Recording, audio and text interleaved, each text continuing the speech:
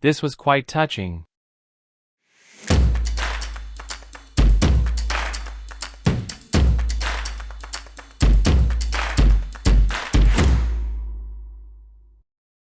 Hey everyone, hope you guys are doing good. I'm back with Undead Unluck episode 24 review, so let's go. At first we see Andy, Fuko, and the Undermembers confront Autumn, noticing its unusually large size. Andy theorizes that Autumn grew bigger by consuming more people. Despite its size, Andy believes he knows a way to defeat it. He targets Autumn's eyes with his sword and a special attack, causing damage. However, Autumn quickly regenerates, surprising Fuko. Unrepair attempts to attack but fails to harm Autumn. Latla scolds Unrepair, who defends himself, citing his young age. Meanwhile, Anno internally discusses his role in altering Fuko and Andy's destinies. He announces his plan to draw the strongest artifact to capture Autumn but requests time from the others. Despite doubts from Unrepair and Latla, Bunny supports Anno's plan, and Unrepair suggests they can benefit from Andy, Anno, and Fuko's efforts. I'm kinda confused, because until now it was shown that Latla's power can negate attacks, but now it seems she can tell fortunes as well, so it's hard to figure out what her ability exactly does. Also, I love the color palettes here. We see that as Andy and Fuko battle Autumn, Anno reflects on his past, particularly his failure to speak with his mother before she passed away. He also contemplates the lives of Andy, Fuko, and Unrepair. Anno recalls Unrepair's tragic past involving the death of Layla, Latla's sister, and decides to use an artifact to age Unrepair. Unrepair is transformed into a 15-year-old, shocked by the sudden change. Despite Unrepair's protests, Anno accepts the consequences of his actions, believing that Andy and Fuko need Unrepair's full power to defeat Autumn.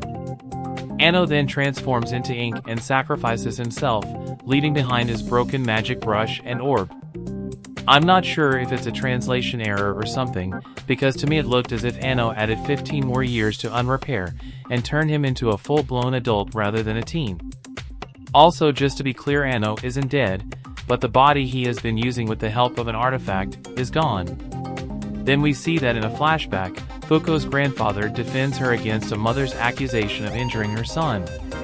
Later, Fuko and her grandfather discuss the incident, with him reassuring Fuko of her innocence. They reminisce about Fuko's parents, and her grandfather reveals how he honors her mother's love for a manga series by placing new volumes on their offering platform. Fuko asks to read the manga, and her grandfather agrees. Over the years, Fuko finds solace and purpose in reading the manga, which becomes a source of comfort after she loses her parents and grandfather. She resolves to live until she finishes reading the series. This part portrayed what Anno exactly means to Fuko in a great way. Anno's manga basically kept Fuko alive until she met Andy. Also, from what has been shown so far, Anno should be around Fuko's age or slightly older, so I don't understand how his work ended up being Fuko's mother's favorite manga, because the timeline doesn't add up. Moving on, we see Andy and Fuko's attacks against Autumn prove ineffective due to its regenerative abilities.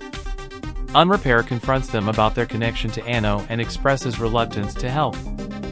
Fuko defends Anno's guidance, saying how he viewed them all as heroes. Meanwhile, Latla explains to Bunny that Unrepair desires to be a villain and is conflicted about embracing heroism. Andy gives orders to the group, but Unrepair and Latla resist. Unrepair intervenes as Autumn transforms, severing one of its arms. Latla predicts defeat if they cooperate, citing her tendency for predictions to backfire. Honestly speaking, I can relate with Unrepair, because I would probably do the same for a certain someone if I had the means, and if the possibility was there. Also, it looks like Unrepair is at Sundara. Next we see that as the fight against Autumn unfolds, the narrator reflects on Anno's life and goals. Andy and Unrepair strike Autumn's weak point, revealing it to the group. Fuko, Bunny, and Latla devise a plan to exploit this vulnerability, but Autumn attempts to seal it. Andy manages to crack Autumn's weak point with a powerful attack, and a meteorite strike further damages it. Latla also contributes to Autumn's defeat with a decisive move, leading to its destruction. Andy, rejuvenated, acknowledges Anno's unseen presence and victory. Unrepair chooses not to join their side, remaining focused on his own goals. Despite this, he accepts Autumn's defeat and acknowledges the consequences of his actions within Under. The whole fight was greatly animated, and I loved it. Also, this once again brings up the question that if Juice is hiding the arc from everyone, then how did Under find out about it, and how did the information get leaked? At the end we see Latla gives Fuko Anno's broken brush while Unrepair inquires about Anno's background from Andy. Andy reveals that Anno was a negator known as Unknown. Unrepair expresses hope that Andy and Fuko will reunite with Anno in the future. After their conversation, Unrepair, Latla, and Bunny leave. Andy and Fuko discuss their thoughts, signaling the conclusion of the Autumn arc with a title card. The scene transitions to Billy and Juice, with Juice asking Billy for black tea. Fuko and the others will probably become friends soon, which should be pretty nice because they have a great dynamic.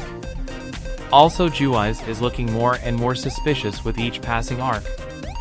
Overall, this was a solid ending for the season. I didn't expect this anime to be so interesting, and I'm truly gonna miss it even though I complained about many things, so hopefully season 2 will be announced soon. Anyways, thanks for watching everyone. If you like my video, then check out some of my other videos. Also, don't forget to hit the like button and subscribe to my channel, or leave a comment if you want to say something. You can also follow me on Twitter and Instagram, or check out my Facebook page. Links are given in the description. Until then, see ya.